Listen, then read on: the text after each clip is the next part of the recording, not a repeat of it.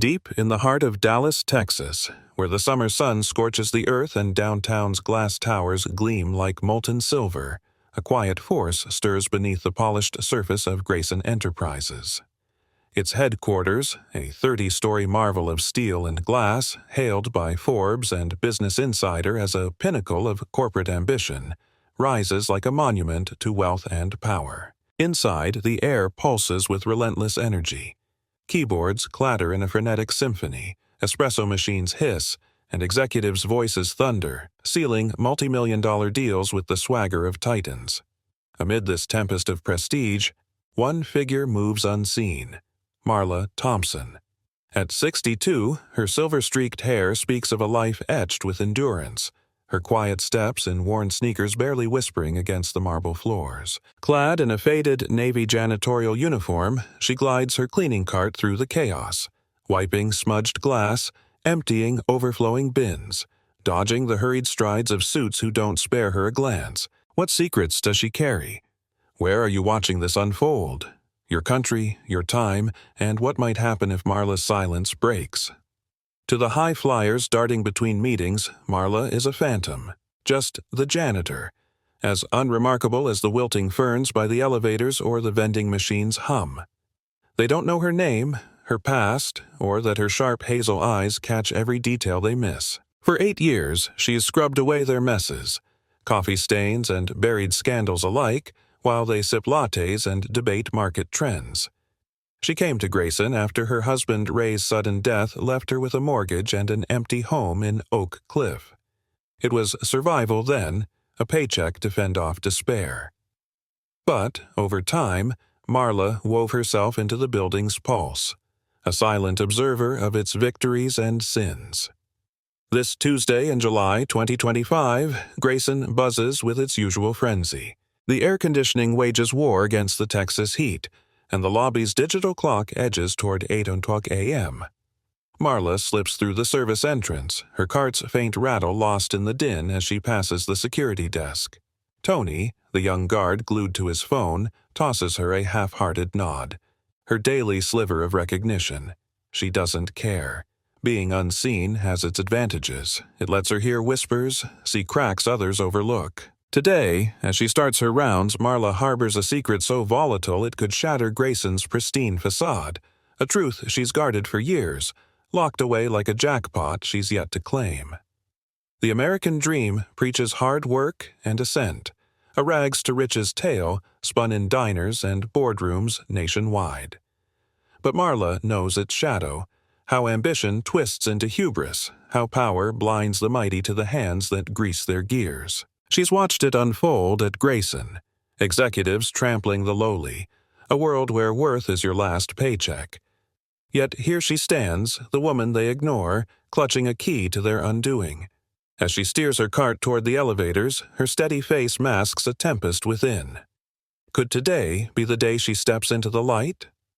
Her morning ticks along like a metronome.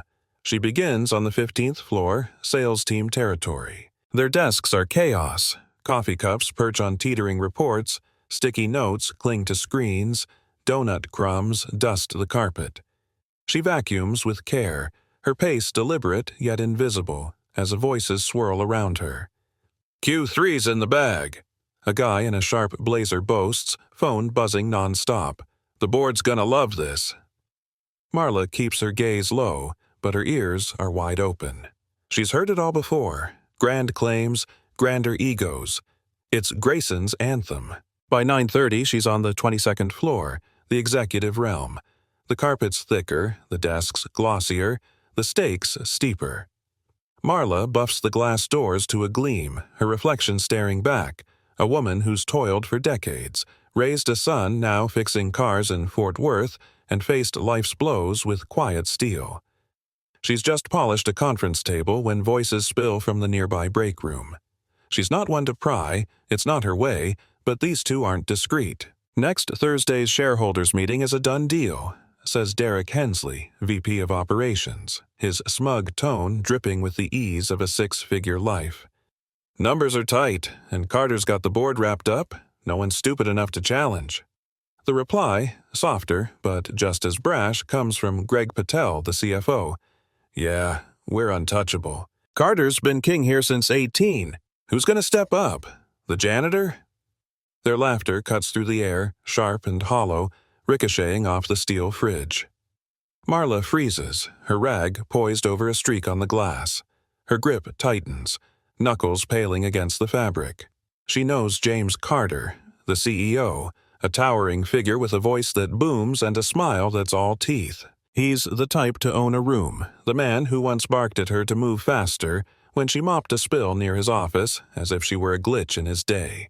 She's seen him charm clients and berate staff in one breath, a self-crowned monarch. And Hensley and Patel, his faithful lieutenants thriving in his orbit. But they don't know what Marla knows. They don't know that she's not just the janitor who scrubs their coffee stains. They don't know about the shares her late husband Ray bought back in the 90s, when Grayson was just a startup no one believed in.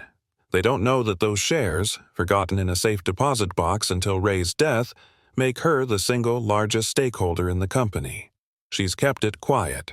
Not out of fear, but because she's patient, because she's been waiting for the right moment.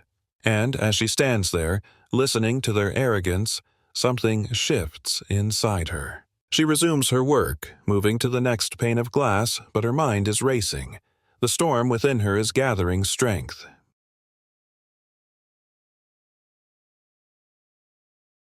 Marla Thompson wasn't the type to snap.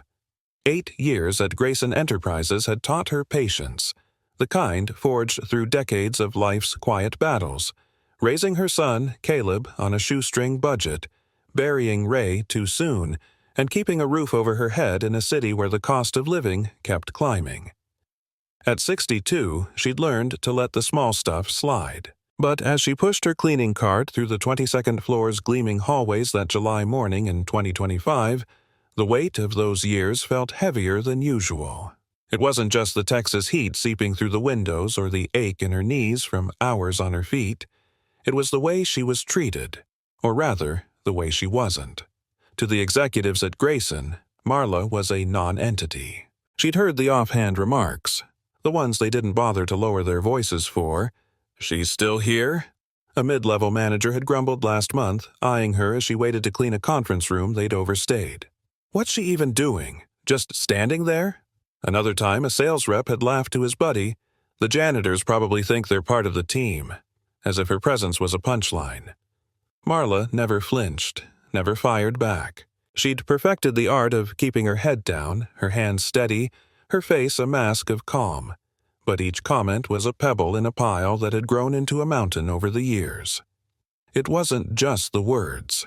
She'd seen the culture at Grayson Enterprises up close. Ruthless, cutthroat, a place where loyalty went unrewarded unless you wore a tie and a title. She'd watched promotions handed to the loudest braggarts, not the hardest workers. She'd overheard hushed talks of creative accounting behind closed doors, seen good people quietly let go for daring to question the status quo. And then there was James Carter, the CEO, a man who ruled with a mix of charm and menace, his voice booming across boardrooms, his sharp tongue cutting down anyone who crossed him. Once, when Marla was mopping a spill near his office, he'd barked, "Can you move faster? I've got a call in 5, as if she were a malfunctioning printer. She'd nodded, said nothing, and kept working. That was her way. But Marla's way wasn't weakness. It was survival, honed by a life that demanded resilience. She'd grown up in a small East Texas town, daughter of a schoolteacher and a mechanic, learning early that hard work didn't always mean reward. Marrying Ray at 20, she'd built a life on love and grit, raising Caleb through lean years when Ray's garage barely broke even. When Ray died in 2017, a heart attack stealing him at 59, Marla faced a void deeper than grief. Bills piled up, the house felt too big, and Caleb, now grown, was building his own life in Fort Worth. The janitor job at Grayson wasn't a dream. It was a lifeline, a way to keep moving. Yet survival had sharpened her. Marla noticed everything. The way Carter's smile never reached his eyes, the fear in junior staff when he strode past, the knowing glances between Hensley and Patel when budget cuts meant no raises for the cleaning crew, but new perks for the C-suite. She saw Rosa, her coworker and friend, tremble after a manager chewed her out over a smudged window, and Tim, a young accountant, vanish after flagging odd numbers in a report. Marla cataloged it all, not out of spite, but because she couldn't unsee the injustice. Grayson wasn't just a workplace. It was a microcosm of a world that valued profit over people. Her invisibility, though, was her edge. Being ignored let her move through the building like a ghost, hearing what others missed. She caught executives plotting over late-night whiskeys, heard Carter dismiss complaints with a scoff, noticed how the cleaning crew's overtime mysteriously shrank while the C-suite toasted record profits at rooftop galas. She saw fear in employees' eyes when Carter's temper flared, heard him sneer, "She's still here?" about an older receptionist who'd dared ask for a raise, a phrase that echoed his disdain for Marla herself. Each moment was a thread in a tapestry of corruption she'd woven in her mind, waiting for a purpose she hadn't yet named.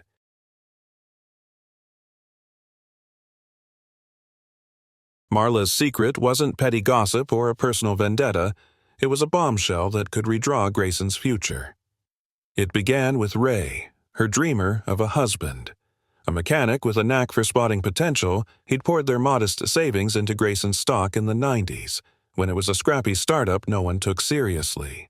"This could be big someday," he'd told her, his eyes alight with hope.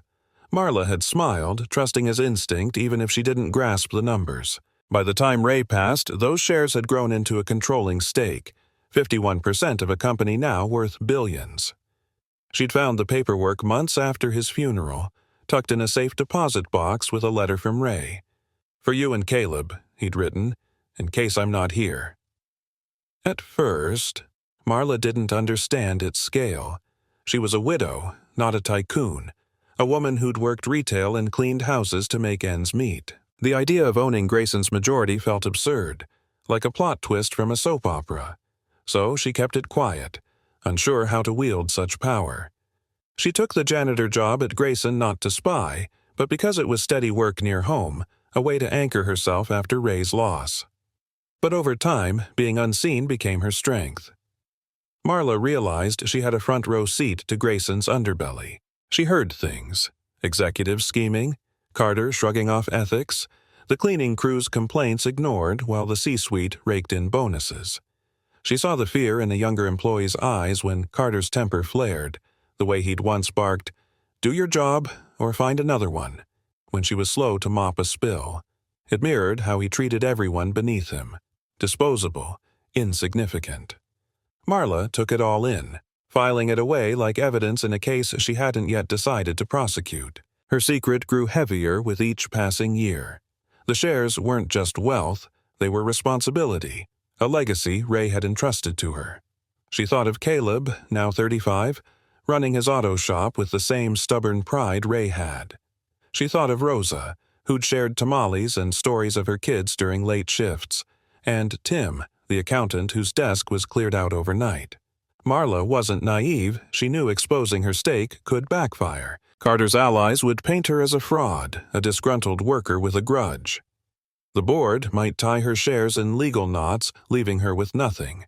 But silence was no longer an option. As she overheard Hensley and Patel's laughter that morning, their dismissal of her as the janitor, a spark ignited. She wasn't just Marla Thompson, she was the woman who could change everything.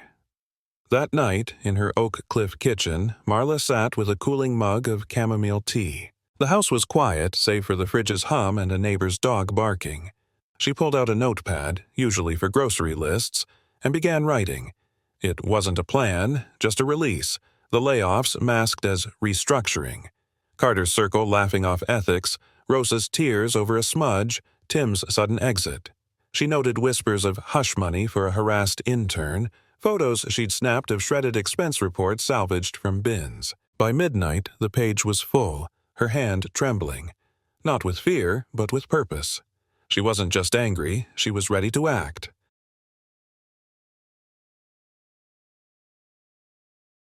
The week before, the shareholders' meeting felt like a slow march toward a precipice. Marla's evidence was ironclad. Her notepad held dates, names, and photos of documents she'd pieced together from trash bins. But evidence alone couldn't topple Carter, a man who'd built an empire on charisma and fear. At 6'3", with a voice that could rally a crowd or silence a room, he was a force. Marla had seen him reduce VPs to stammers, charm investors while firing staff without blinking. To the board, he was a golden goose, delivering profits year after year. To Marla, he was a bully who thrived on others' silence. Confronting him meant risking everything. If she misstepped, Carter's allies, Hensley, Patel, and their ilk, would bury her. They'd call her a liar, a delusional worker with a vendetta. The board might dismiss her, and her shares could be tied up in lawsuits for years. She'd be back to scraping by, only now with enemies. But backing down wasn't an option. Marla wasn't fighting just for herself. She was fighting for Rosa, Tim, the receptionist who'd been mocked, and every worker Grayson had crushed. Their faces fueled her resolve. Each night she practiced in her bathroom mirror. "I'm Marla Thompson," she'd say, voice shaky at first, "and I'm here to hold you accountable." She pictured Carter's smirk, the board's skeptical stares. Her hands trembled, but she pressed on, refining her words until they rang with authority. She wasn't just a janitor. She was a woman who'd raised a son alone, buried a husband, and kept going. That strength, forged in quiet battles, was her weapon. Marla also sought allies. She called Caleb, sharing her plan over a crackling line. "Mom, that's wild," he said, half laughing, half awed. "You're really going to take him down?" She smiled, hearing Ray's dreamer spirit in his voice. "Not down, fix," she said. Caleb offered to drive from Fort Worth, but Marla insisted he stay put. This was her fight, but his pride steadied her. She confided in Rosa, too, during a late shift as they restocked supplies. "I own the company," Marla whispered, showing her the share certificates. Rosa's eyes widened. "Madre de Dios, Marla, you're serious?" When Marla nodded, Rosa grabbed her hand. "You do this for us, okay? We're with you." That trust, raw and real, anchored Marla's nerve. Marla also reached out to Tim, the accountant, tracking him down through a mutual contact. Over coffee in a quiet diner, he shared his story. Fired for questioning inflated expenses, blacklisted from other firms. "You've got proof?" he asked, eyes wary but hopeful. She nodded, showing him her folder. Tim's jaw tightened. "If you pull this off, I'm in. Whatever you need." His support, though small, felt like a lifeline. She spent hours reviewing her evidence, cross-referencing dates with Grayson's public filings. The padded expenses, private jets, lavish retreats, were clear. The hush money, buried in vague consulting fees, was damning. The firings, like Tim's, were papered over as resignations. It was a house of cards, and Marla held the wind. But doubt gnawed at her. What if the board laughed her out? What if Carter's charm swayed them? She wasn't a speaker. She stumbled over big words, her East Texas drawl thick under pressure. And yet, she thought of Ray, his faith in her steady as ever. She thought of Caleb's grin, Rosa's grip, Tim's quiet nod. She wasn't alone, even if she stood alone. By Wednesday, Marla felt a shift. The fear was still there, but so was clarity. She wasn't just exposing Carter. She was reclaiming Grayson for those who'd been erased. She polished her speech, packed her folder, and waited. The meeting loomed, a storm on the horizon.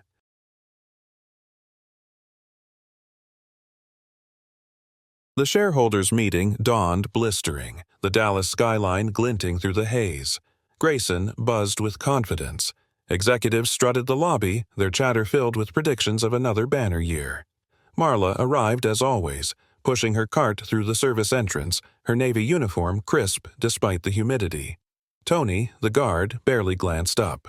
She rode the elevator to the 30th floor, where the boardroom waited. A sleek space with a long mahogany table, floor-to-ceiling windows, and a view that stretched across the city. Today, it was packed with Grayson's elite. Carter at the head, Hensley and Patel flanking him, the board members in their power ties, all radiating smug assurance.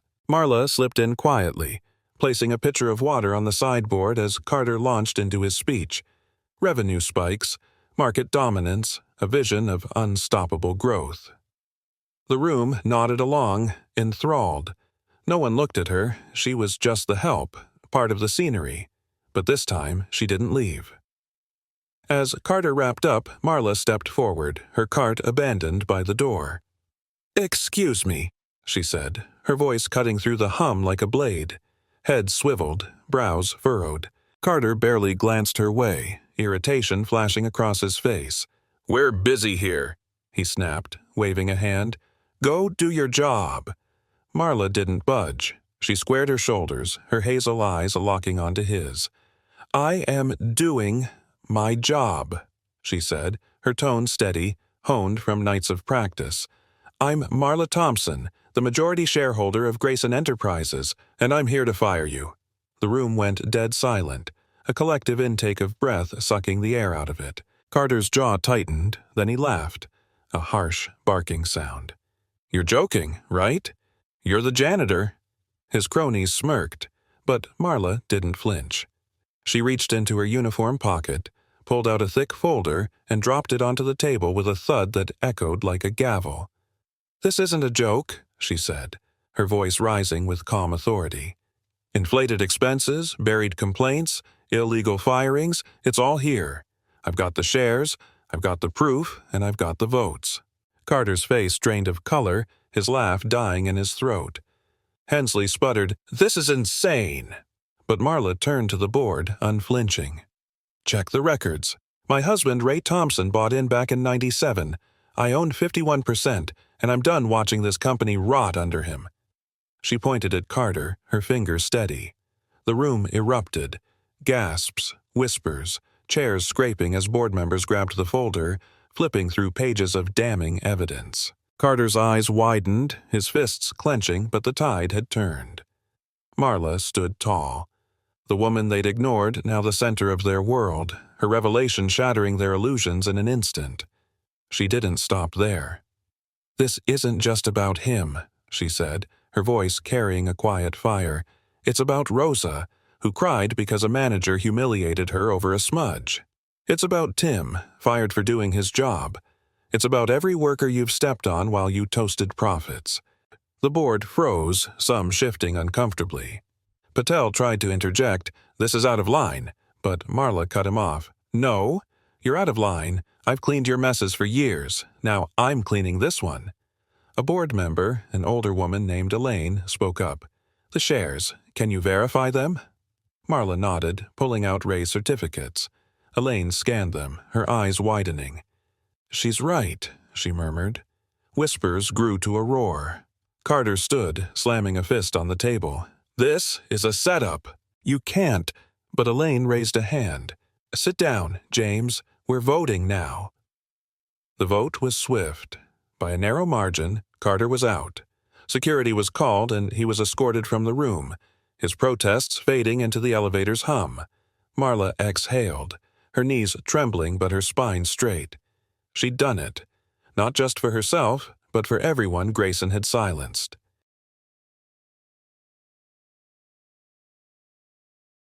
The fallout from Marla's stand hit Grayson like a Texas thunderstorm. By the end of that July day in 2025, James Carter was gone, his office cleared, his nameplate removed. The boardroom, once his shrine, buzzed with stunned whispers as executives who'd ignored Marla now stared in awe and unease. But Marla didn't linger for their approval. She'd already set her sights on what came next. The news spread like wildfire. By morning, the office was alive with chatter. Employees in the break room swapped theories, their voices tinged with disbelief and respect. "The janitor? Seriously?" a sales rep muttered, shaking his head. "She's been here the whole time," another replied, "and we didn't even know her name." Marla returned the next day, not with her cleaning cart, but with a clipboard and a mission.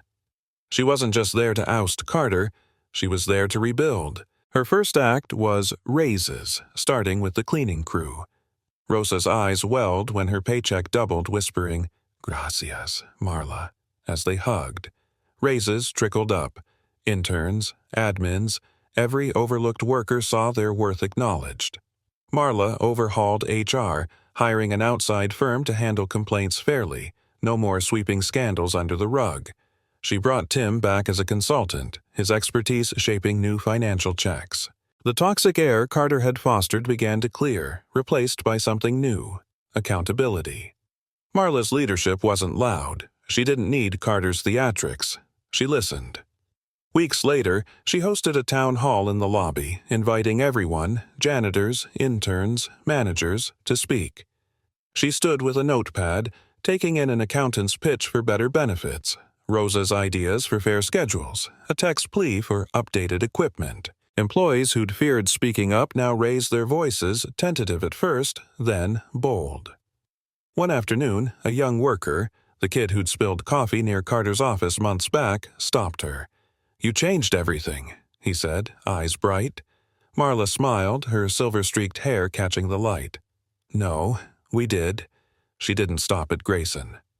Marla met with community leaders, funneling profits into Dallas programs, job training, youth centers, shelters. She thought of Ray, who'd always helped neighbors, and Caleb, who'd inherited that heart. It wasn't about power, it was about purpose. Standing outside, the Dallas skyline stretching before her, she felt a peace she hadn't known in years. But change wasn't easy. Some executives resisted, loyal to Carter's old ways. Hensley quit, muttering about unqualified leadership. Patel stayed, but his sidelong glances showed unease. Marla didn't flinch. She'd faced worse than their egos. The board, though rattled, began to trust her, especially Elaine, who became an ally. "You're not what I expected," Elaine admitted over coffee. Marla shrugged. "Good. I'm not here to be expected." Marla's days grew long, her nights short. She studied business at her kitchen table, Caleb mailing her books on leadership. "You're a natural, Mom," he teased during a visit. She laughed, but doubt lingered. Could she really run this empire? Yet each step forward, each worker's relieved smile, silenced that fear. She wasn't perfect, but she was honest, and that was enough.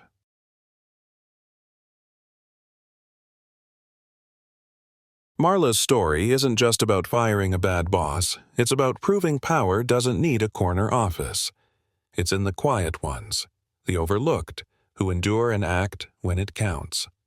At 62, Marla Thompson rewrote Grayson's future, not with Carter's bluster, but with patience, grit, and a heart that refused to break.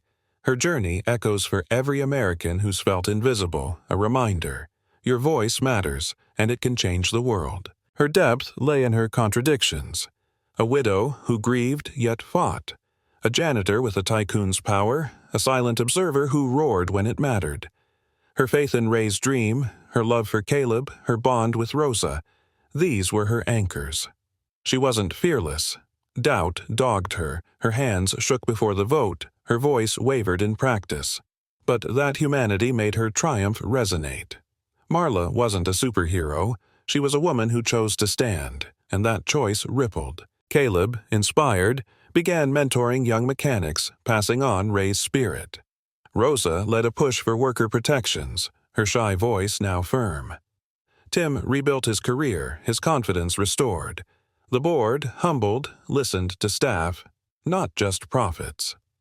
Grayson became a beacon, not of ambition, but of fairness. Marla stayed in Oak Cliff, her home a quiet haven, but her story spread, a spark for others to challenge their own Carters. Grayson's culture, once a snake pit, bloomed anew. Employees shared ideas without fear, their desks no longer battlegrounds. The cleaning crew laughed louder, their breaks filled with pride. Even Tony, the guard, stood taller, greeting Marla with a grin. "You're a legend, Miss Thompson," he said one morning. She waved it off, but her smile lingered. Marla's stand wasn't flawless. Some workers doubted her, whispering she'd sell out. Others feared change, clinging to old ways. She met skepticism with openness, holding more town halls, answering questions until midnight. Her transparency disarmed critics, her actions proving her intent. She didn't want glory, she wanted justice, for herself and the forgotten. Her story's allure lies in its truth. Power isn't loud or flashy. It's steady, built on small choices. Marla's years of silence weren't weakness, they were strategy, each day sharpening her resolve. She saw Grayson's soul, its greed, its potential, and chose to heal it. That choice, born from loss and love, made her unstoppable. Beyond Grayson, Marla's impact grew. Local papers ran her story, calling her the janitor who shook Dallas. She shunned interviews, but Caleb saved clippings, proud as ever. Community groups invited her to speak. She went, sharing not business tips but lessons from life. Listen, endure, act. Young workers wrote her letters, saying she'd given them courage.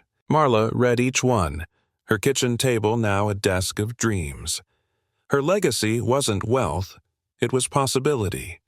She showed that the invisible hold power, that one voice can shift a tide. For every worker who's felt erased, Marla's a beacon. You're seen, you're enough. Her story doesn't end. It lives in every stand taken, every silence broken. What resonates with you about Marla's path? Have you ever felt unseen but made a difference? Drop your thoughts below and subscribe for more stories of grit and triumph.